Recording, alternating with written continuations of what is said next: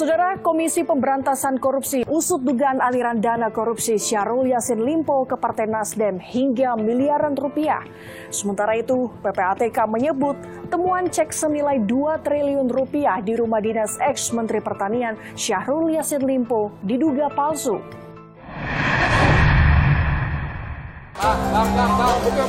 Buka dong. Ditemukan juga aliran penggunaan uang sebagaimana perintah SYL yang ditujukan untuk kepentingan Partai Nasdem dengan nilai miliaran rupiah. Partai Nasdem baru-baru ini turut terseret kasus dugaan korupsi kadernya mantan Menteri Pertanian Syahrul Yassin Limpo. Komisi Pemberantasan Korupsi KPK bersama Pusat Pelaporan dan Analisis Transaksi Keuangan PPATK tengah mendalami dugaan aliran dana ke Nasdem melalui penelusuran rekening Syahrul Yassin Limpo.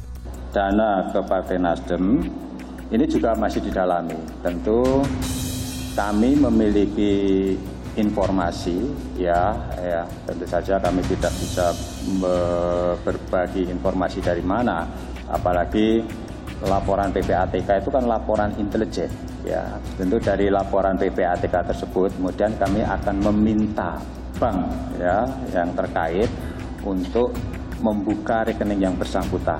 Tentu dari situlah nanti kami akan menelusuri kemana saja aliran uang yang bersangkutan itu,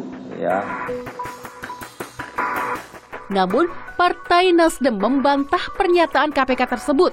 Bendahara Umum Partai Nasdem Ahmad Sahroni menyebut rekening resmi Nasdem tak pernah menerima aliran dana terkait dugaan korupsi Syahrul Yassin Limpo.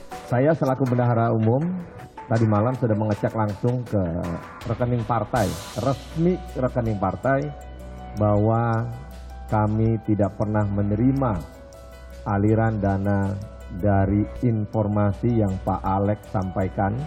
Yang kita sayangkan, kenapa mengasumsikan langsung bahwa aliran tersebut ke Partai Nasdem.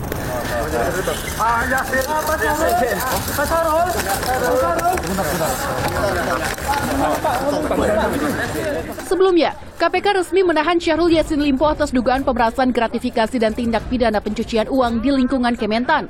Syahrul Yassin Limpo menyatakan berkomitmen pada proses hukum, namun meminta publik tak buru-buru menghakiminya. Dan mengikuti semua proses hukum yang ada, dan tentu saja akan mengedepankan juga hak-hak saya secara aturan yang ada, dan tentu saja saya berharap biarkan saya berproses secara baik dalam peradilan. Oleh karena itu saya siap untuk lakukan. Saya berharap jangan saya dihakimi dari dulu. Berdasarkan penyidikan KPK, Syahrul Yassin Limpo diduga menggunakan uang hasil korupsi untuk berbagai keperluan pribadi. Beberapa di antaranya guna membayar cicilan kartu kredit dan mobil, biaya tiket pesawat, hingga perawatan kecantikan keluarga. KPK menghitung Syahrul dan 2 anak buahnya, Kasdi dan Hatta, diduga telah menikmati uang hasil korupsi senilai 13,9 miliar rupiah. Jumlah ini akan terus bertambah seiring KPK dan PPATK mendalami aliran dana korupsi lainnya. Salah satu yang juga diselidiki KPK adalah cek bank senilai 2 triliun rupiah yang ditemukan saat penggeledahan di rumah dinas Syahrul Yassin Limpo.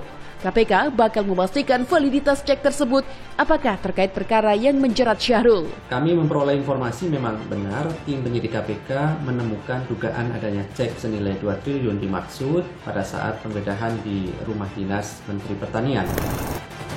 Namun, PPATK memastikan cek 2 triliun rupiah tersebut palsu dan nama yang tertera dalam cek pun terindikasi penipu.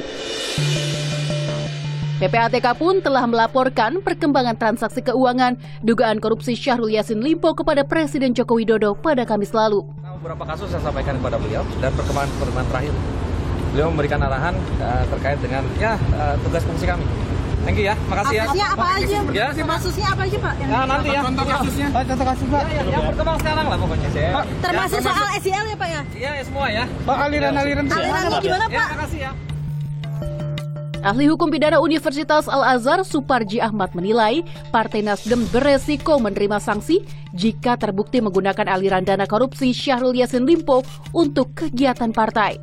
Kalau konsekuensi logisnya berdasarkan Perma 13 2016 atau berdasarkan misalnya Undang-Undang Tindak Pidana Korupsi, bisa ada pidana pokoknya berupa denda. Ada pidana-pidana tambahan berupa pengumuman putusan partai politik, pembekuan sementara, pembekuan tetap, atau kemudian pencabutan izin, atau kemudian sampai pada pembubaran atau pengambil alihan atau perampasan aset dari korporasi atau kemudian subjek hukum tadi itu.